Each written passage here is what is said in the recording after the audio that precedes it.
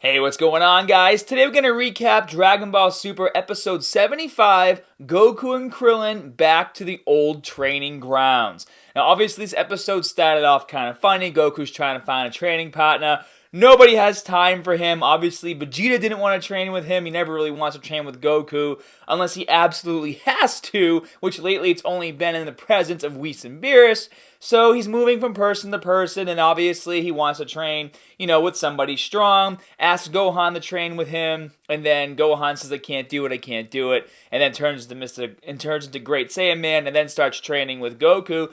And, I think it's kind of silly that Gohan, refuses to train unless he's in that costume right now. It's like, dude, just put the costume away and start training with your dad and get strong again. But I will say, he did start to look, we got a little bit of a hint of badass Gohan when he went Super Saiyan and the helmet came off. He was starting to look like the Gohan we remember. I don't know if you guys caught that. So, I don't know. They're still obviously building his character up. The fight was funny. Obviously, they destroyed the land where they were trying to farm the ground, and Chi-Chi got pissed and kicked them out of there. And then obviously Gohan trying to find a new training partner, and he ends up finding Krillin. And it was more of a feel-good episode. Like, it was really funny to see Gohan kind of just arrive on the scene where Krillin's fighting those two criminals.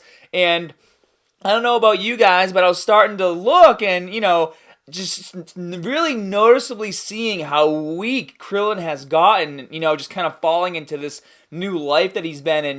He's become a dad and a cop. It's like he's almost turning into a civilian that can fly as opposed to somebody with like super strength and speed. I mean, there's no way that bullet should have even touched him or cut him, but it did. It cut his arm, and he's starting to see how weak he's becoming. And then he gets home, and 18's always been kind of about tough love, and to have 18 and his daughter kind of like looking at him as being weak, more so 18 kind of rubbing it in, like calling him weak and kind of pathetic, and then the daughter asking if he is weak, because she's obviously, Myron's just so innocent, like she doesn't, really know what's going on, but she's like, I want my daddy to be strong, and, the power of your family and your kids looking up to you is what kind of pushed Krillin over the edge, and he's like, okay, I'll do it.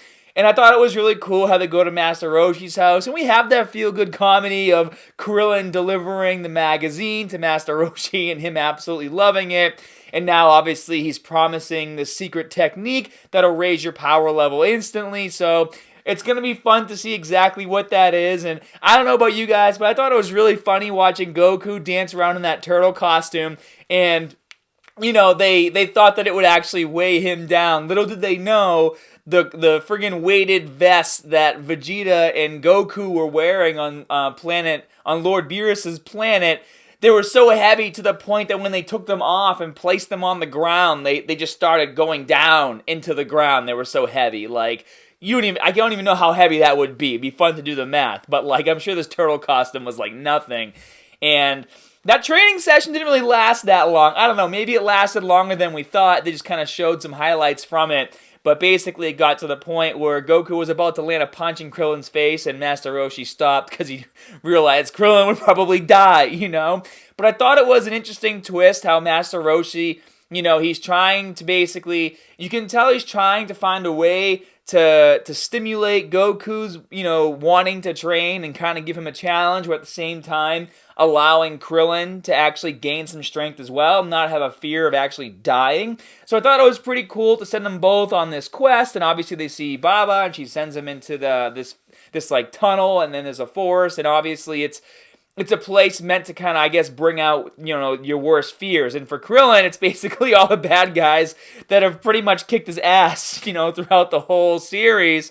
And I think it's good, we all saw, obviously, Krillin in the Universal Survival arc has his head shaved. He's looking beefier than he's looking now. So it's really fun to see that this is going to be the turning point where Krillin finally just, drops the fear and stops being afraid. And who knows, maybe he might turn out to be, a little bit more of a badass. Like, that's basically what it said for the next episode, that Krillin just lets it all go and starts kicking some ass, and that's kind of what Goku does. He brings that out in people, and, I'm sure Krillin's scared where he is right now, but he has Goku by his side, and Goku could tear up all those dudes. He's not even transforming at this point. He's just kicking their ass.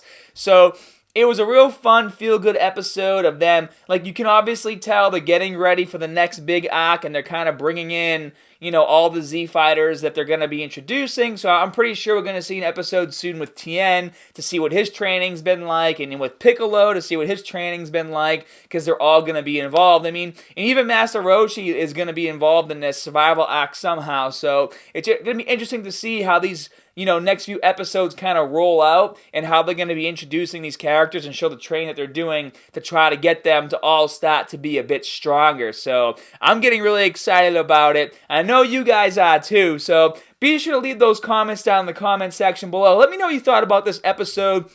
And, for me personally, I do like these feel-good episodes. I do like it when they kind of do throwbacks and they do some reminiscing. It's always fun to reminisce about the old days when Krillin and Goku were kids in training. And for me, it was just, it wasn't like a super impactful episode, but it was really cool to kind of see those things, and I did enjoy it, and I'm sure you guys did too. So hit that like button, be sure to subscribe, and I'll see you guys next week on the next Dragon Ball Super review. See you guys later.